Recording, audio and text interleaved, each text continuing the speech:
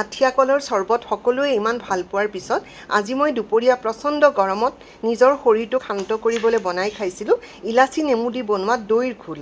মে' মাহতে এই গৰম, জুন জুলাইত আৰু উগ্ৰ হ'ব তাপমান। তাৰ কাৰণে আমি নিজে সতৰ্ক হ'ব লাগিব, খাদ্যৰ ক্ষেত্ৰত সচেতন হ'ব লাগিব। পানী, দৈ, চৰ্বত সদায় খাব লাগিব। ইলাচি নেমুৰে বনোৱা দৈ ঘোলৰ কাৰণে মই আধা কেজি দৈ লৈছিলোঁ, এগিলাচ পানী লৈছিলোঁ, গুড়ি কৰি থোৱা চেনি আৰু ক'লা নিমখ লৈছিলোঁ। চেনি আৰু নিমখ আপোনাৰ প্ৰয়োজন অনুযায়ী ল'ব। ইলাচি নেমুৰ জেষ্ট মানে বাকলিৰ সেউজীয়া অংশটো ৰুকি দিছিলোঁ। যেতিয়া ৰুকি দিছিলোঁ ঘৰটো মলমলাই গৈছিল। কি যে ধুনীয়া গোন্ধটো। ক'লা নিমখ নিজৰ প্ৰয়োজন অনুযায়ী দিব। সামান্য জলকীয়া দিব পাৰি, কিন্তু যিহেতু গৰম নিদিয়াই ভাল। এই ঘোলক সোৱাদ লগা কৰিবলৈ লগা মূল উপকৰণটো হৈছে ইলাচি নেমুৰ ৰস আৰু জেষ্ট। ইলাচি নেমুৰ সুগন্ধই ঘৰখনকে সুগন্ধি কৰে।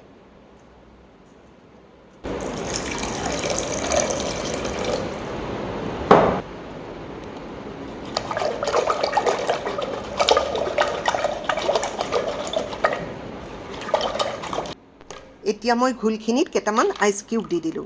মই ঘোলৰ মিশ্ৰণটোৰ কাৰণে বাঁহৰ ঘুটনি ব্যৱহাৰ কৰিছোঁ। ঘুটনি যিমান মাৰিব সিমানেই ফেনটো উঠি আহিব আৰু সোৱাদটো বেছি হ'ব। কলকাতাৰ ফুটপাথত লচ্চি বিক্ৰী কৰা সকলে ঘুটনি ব্যৱহাৰ কৰে।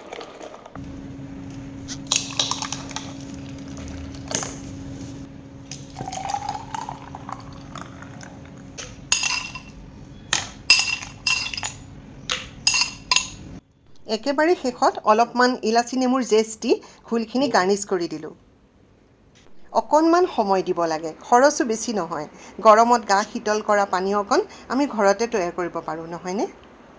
পূৰা দুগিলাচ ঘোল ঘুট ঘুটকৈ পি শেষ কৰি দিলোঁ। লগতে ভিটামিন চিৰে ভৰপূৰ জেষ্টখিনি চুবাই খালোঁ।